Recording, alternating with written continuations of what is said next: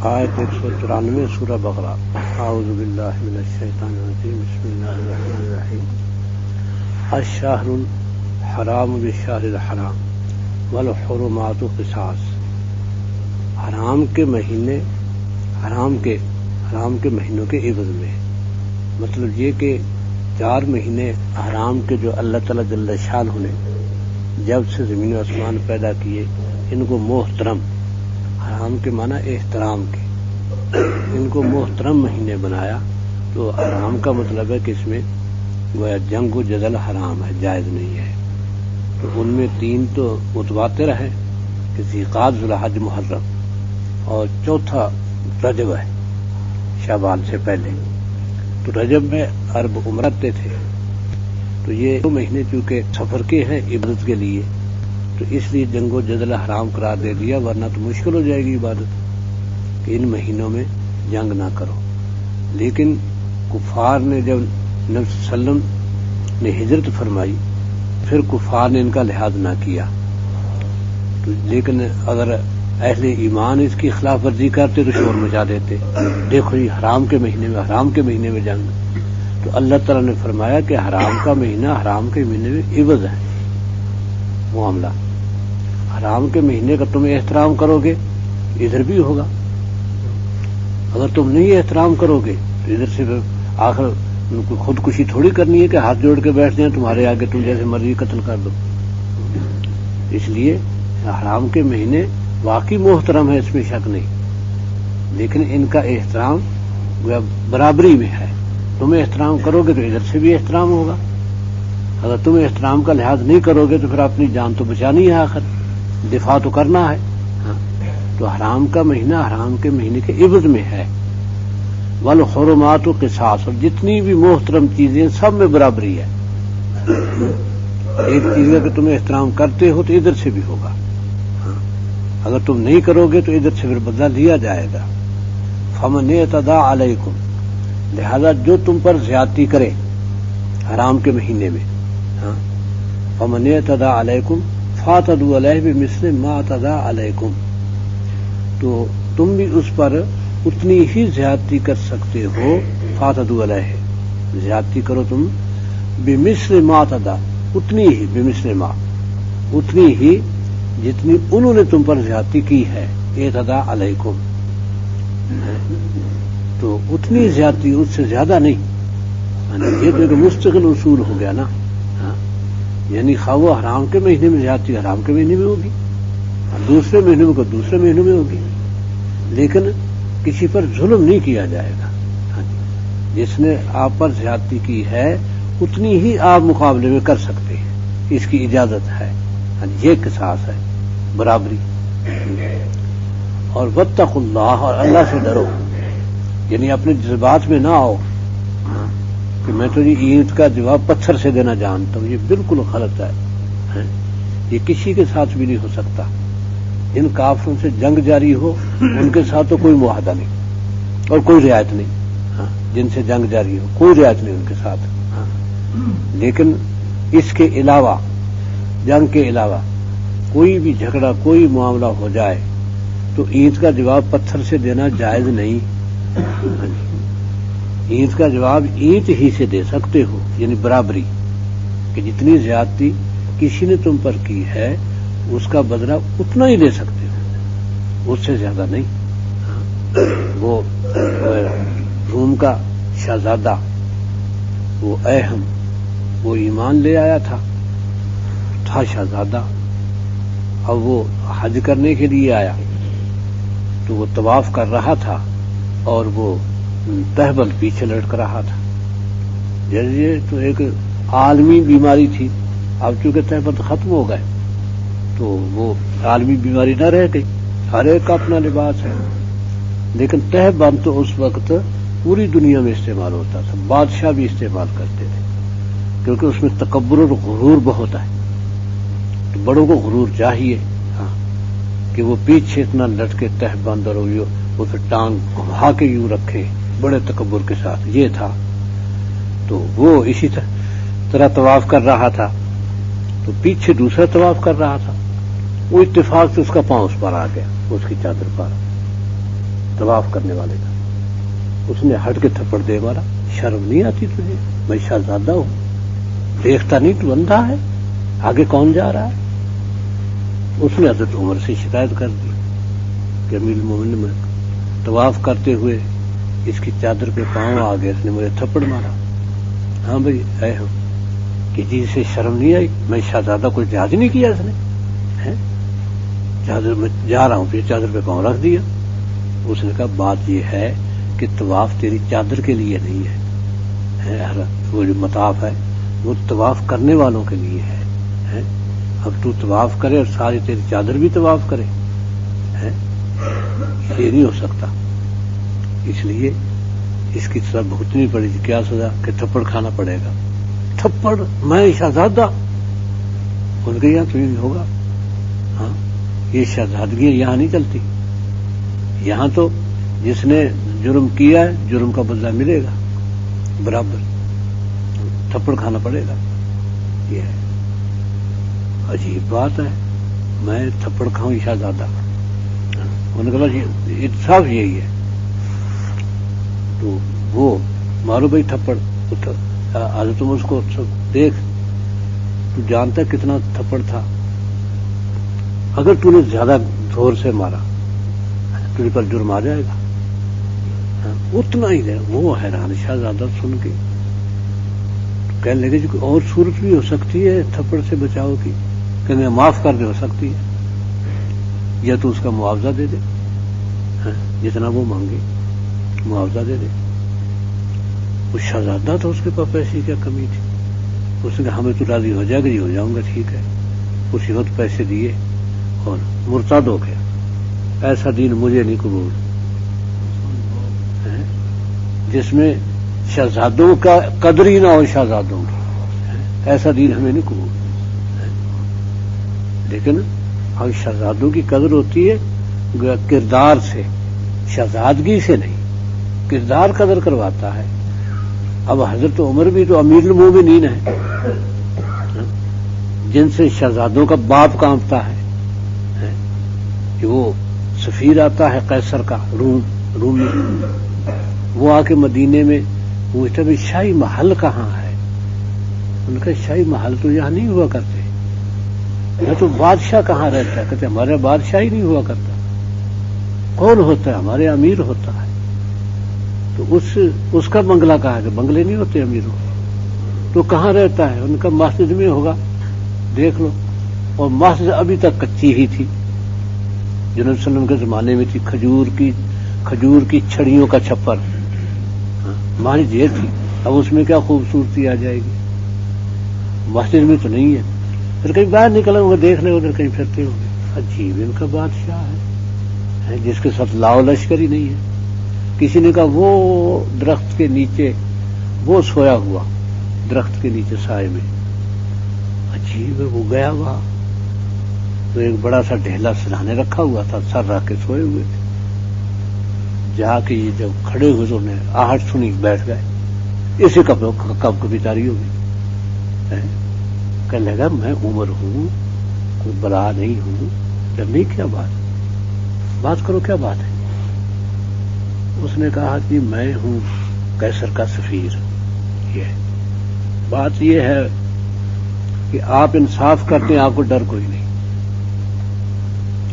ہمارا بادشاہ ظلم کرتا ہے تو چھپ کے رہتا ہے محلوں میں. آپ باہر جنگل میں اکیلے پڑے ہوئے. تو یہ بات ہے. شہزادگیاں نہیں چلتی. شہزادہ وہی ہے جس کا کردار اسے شہزادہ بنا دے، بس وہی شہزادہ ہے.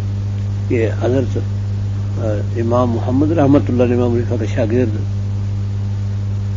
وہ جا رہے تھے اور جھرمٹ تھا زیارت کرنے والوں کا.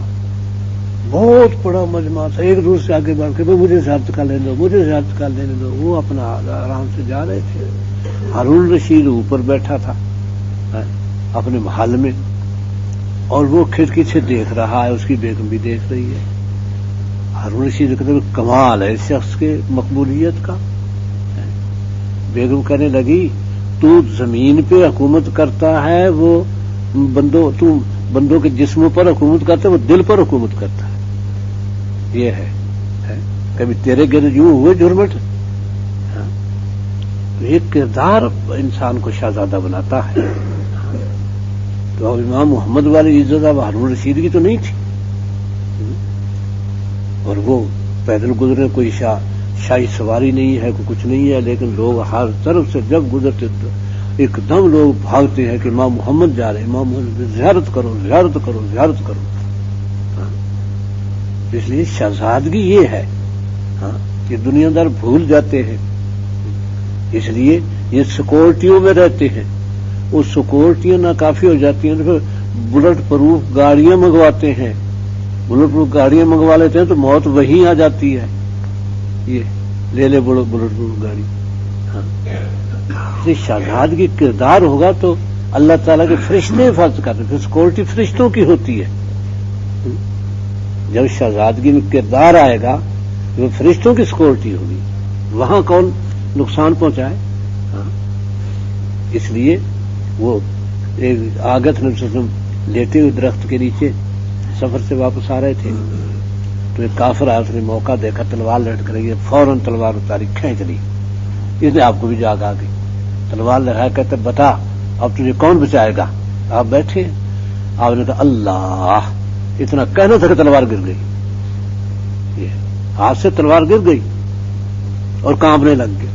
آپ نے تلوار اٹھائی, آپ نے کہا تو بتا تجھے کون بچائے گا.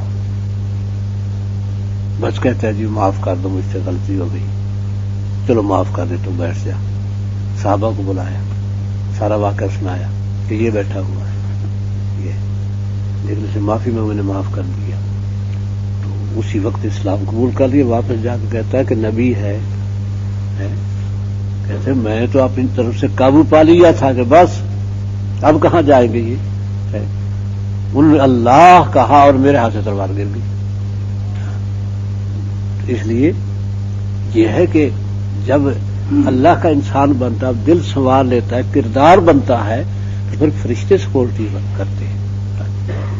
اسے کوئی اس کو نقصان نہیں پہنچا سکتا سوا اللہ کے. جب شہید ہوگا تو وہ اللہ کی طرف سے کہ اللہ تعالیٰ یہ اعزاز دینا چاہتے ہیں, اسے یہ تمغہ دینا چاہتے ہیں. یا کہیں گرفتار ہوگا, تکلیف آئے گی تو اللہ تعالیٰ یہ تکلیف پہنچانا چاہتے تھے. اس کے نتیجے میں بہت بڑے اجر مقدر ہیں. اس لیے ان کا توکل اللہ پر رہتا ہے. گرفتار ہو جائیں تب بھی اللہ پہ توکل ہے, اگر آزاد رہیں اللہ پہ توکل ہے, شہید ہو جائیں تو بڑے خوش ہیں. تو اس لیے تم پر اگر کوئی زیادتی کرے تو اس پر اگر تم بدلہ لینا چاہتے ہو تو اتنی ہی زیادتی کرنا جتنی اس نے تم پر کی ہے. واتقوا اللہ, اور اللہ سے ڈرنا, کیونکہ یہ اللہ کا قانون ہے, اس میں خلاف ورزی نہ کرنا ورنہ تم پکڑے جاؤ گے. پھر واتقوا اللہ, اور اللہ سے ڈرو. یہ نہ کرو کہ وہ اس کی کیا مجال ہے اور اسے سمجھا کیا ہے مجھے, تو بھی آدمی وہ بھی آدمی, سمجھنا کیا تھا, اس نے کیا سمجھا, میں اس کو سبق سکھا دوں گا. بھی کیا سبق سکھائے گا تو, بڑے بڑے سبق سکھانے والے چلے گئے. اس لیے اللہ سے ڈرو. واتقوا اللہ, اللہ سے ڈرو, اور جان لو, وَاعْلَمُوا, جان لو کہ ان اللہ مع المتقین, اللہ متقین کے ساتھ ہے. یہ بھی جان لو, کچھ نہیں بگاڑ سکتے ان کا. یہی مشرف لے کے آیا تھا پروگرام کہ ایک مدرسہ نہیں چھوڑنا پاکستان میں, سب کا خاتمہ, اور ایک عالم زندہ نہیں رہنے دینا. اور یہی موجودہ حکومت لے کے آئی, مدرسے ختم کرنے, علماء کو ختم کرنا ہے. اللہ نے ایسا اختلاف ڈالا ان میں کہ آپس کی پڑ گئی. علماء بچ گئے, نہ علماء کے خلاف کوئی بولتا ہے, نہ علماء کو کوئی مسئلہ سامنے آتا, نہ مدارس کے خلاف کوئی بولتا ہے. اپنی پڑ گئی, ایک دوسرے کی ٹانگ کھینچ رہے ہیں, بس وہ اس کو الزام دے رہا ہے, وہ اس کو الزام دے رہا ہے. وَاعْلَمُوا أَنَّ اللَّهَ مَعَ الْمُتَّقِينَ, یہ جان لو اللہ متقین کے ساتھ ہے. وَأَنفِقُوا فِي سَبِيلِ اللَّهِ, اور اللہ کے راستے میں خرچ کرو, کیونکہ دشمن طاقتور ہے بہت. دشمن بہت طاقتور ہے, تم اللہ کے راستے میں خرچ کرو تاکہ تم بھی طاقتور بن جاؤ آپس میں. ہاں جی. اور ولا تلقوا بأیدیکم الی التہلکہ، نہ ڈالو، ولا تلقوا، اپنے ہاتھوں کو بأیدیکم الی التہلکہ، ہلاکت میں. کیوں کہ اگر خرچ نہ کرو گے، جنگی تیاری نہ کرو گے، میدان جنگ میں نہ اترو گے تو دشمن غالب آ جائے گا، جیسے اب غالب آیا ہوا ہے. ہم نے اپنے آپ کو خود ہلاکت میں ڈالا. لیکن اگر تم مضبوط رہو گے، اپنی تیاری رکھو گے، اس کے لیے پیسہ چاہیے یقیناً. تو پھر تم بچاؤ گا تمہارا. اس لیے خرچ کرو اللہ کے راستے میں، نہ ڈالو اپنے ہاتھوں کو ہلاکت میں، خود اپنے آپ کو ہلاکت میں نہ ڈالو. وَأَحْسِنُوا، اور احسان کرو. تو احسان کے بارے میں حضرت جبریل امین جب آئے تو بہت سے سوالات کیے، اور نبی صلی اللہ علیہ وسلم نے فرمایا کہ جبریل آئے تھے تمہیں تمہارا دین سکھانے کے لیے. تو وہی مکمل ہو چکی تھی تقریباً. آخر میں جبریل خلاصہ بتانا چاہتے تھے اسلام کا، اس لیے جبریل آئے. اور سفید کپڑے حضرت عمر کہتے ہیں کہ نہ تو کپڑوں پر گرد تھی کہ ہم کہے کہ کوئی مسافر ہے، اور نہ ہم میں سے کوئی اسے جانتا تھا کہ یہیں کا ہے یہ. ہم حیران اس پر کہ وہ آتا ہے اور نبی صلی اللہ علیہ وسلم کو السلام علیکم کہتا ہے، اور آپ کے سامنے دو زانو ہو کے بیٹھ جاتا ہے یہ، اور آتے ہی سوال کرتا ہے کہ اخبرنی عن الایمان، مجھے ایمان کے بارے میں بتائیے.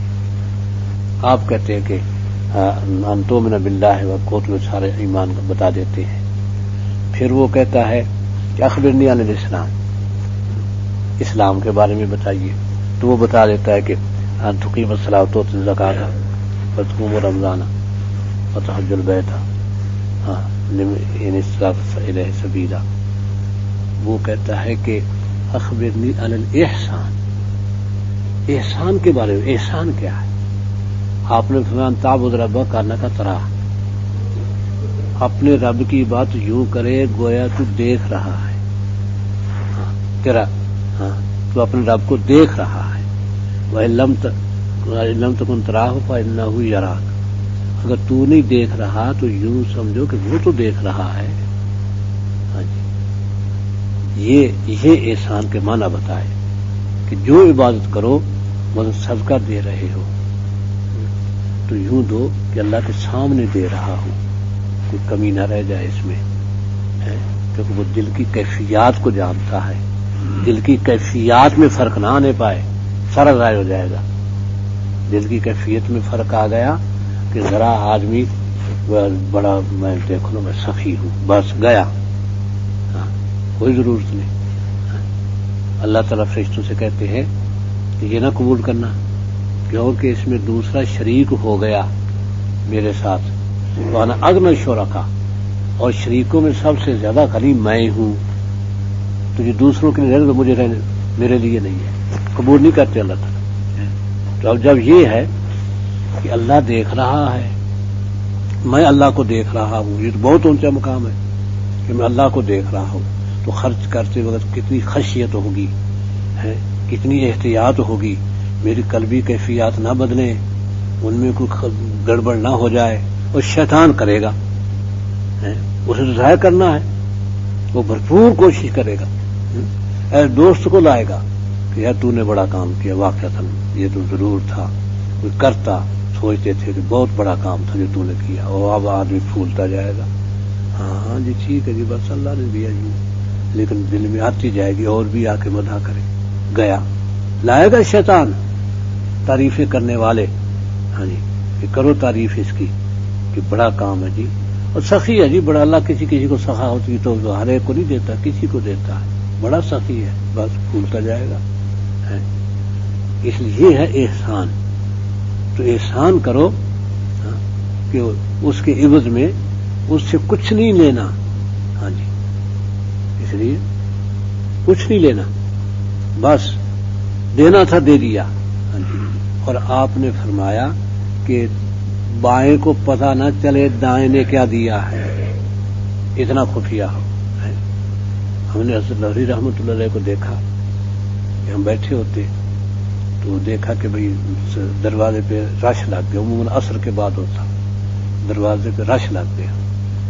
فرماتے ہوئے پوچھو یہ کیوں آئے ہیں لوگ؟ ہاں جی بھی کیا بات ہے بھائی؟ کہ جی کچھ سوال ہے.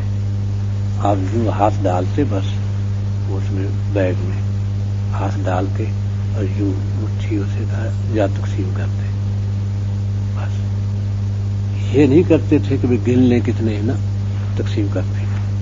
یہ ہے تو کئی دفعہ ضرورت طلبہ کو میں بھی گیا ایک دفعہ, تو میں نے کہا کچھ ضرورت تھی پیسے کی. چپ ہو گئے, منہ پہ دوسرا کر دیا, بس چپ ہو گئے جیسے کچھ سنا ہی نہ ہو. ہاں جی. تو جب اٹھے تو مجھے اشارہ کیا کہ میرے ساتھ آ جاؤ. میں اٹھا ساتھ چلا گیا, کمرے میں لے گئے. کمرے میں لے گئے, وہ کمرہ بند کر دیا. کمرہ بند کر کے تو پیسے مجھے دیے. دروازہ کھول کے تو دیکھا کوئی ایک تو نہیں, جلدی جا جا جا جا پا گیا. بس یہ تھا طریقہ. یہ ایک دفعہ پھر میں نے طلب کیے تو عصر کے بعد گھر جاتے تھے, نماز پڑھ مجھے یہ تھیلا اٹھا لو, تھیلا اٹھاؤ, چلو میرے ساتھ چل پڑے. تھیلا لے کوئی نہ کوئی جاتا ہی تھا. جب گھر میں سیڑھیاں تھیں 2-4, جب سیڑھیاں چڑھے تو تھیلا مجھے دے دو. تھیلا میں نے دینے لگا تو میرے ہاتھ میں 10 روپے دے دی. چلو یہ طریقہ تو ان کا دینے کا. ہاں جی. بلکہ مولانا بدر انور رحمۃ اللہ علیہ مجھے بتانے لگے کہ میں چھوٹا ہوتا تھا ایک دفعہ, تو ابا جی کہتے ایک زمیندار تھا بہت بڑا, اتنا بڑا جاگیردار تھا, انگریز کا مراد یافتہ تھا کہ جب گورنر بگھی میں چلتا تھا اس کے پاس کار ہوتی تھی. گورنر کے پاس کار نہیں تھی, گورنر بگھی میں انگریز اور وہ کار میں ہوتا.